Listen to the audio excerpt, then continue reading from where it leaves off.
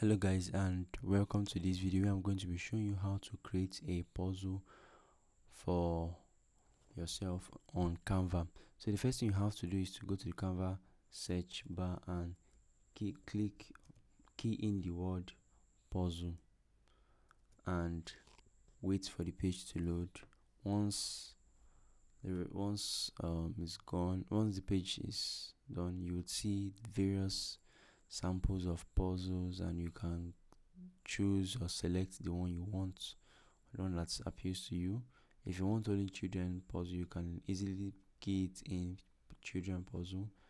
Or if you want adult puzzle, okay, let me click on and choose, because it brought a mix, so I can easily click or write adult puzzle, and it should bring only matured puzzles.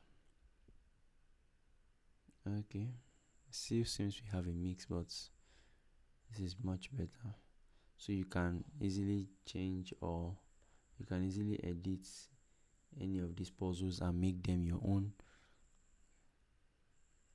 for your project. So guys, this is how to create or make a puzzle in Canva. Thank you guys, and do have a great day.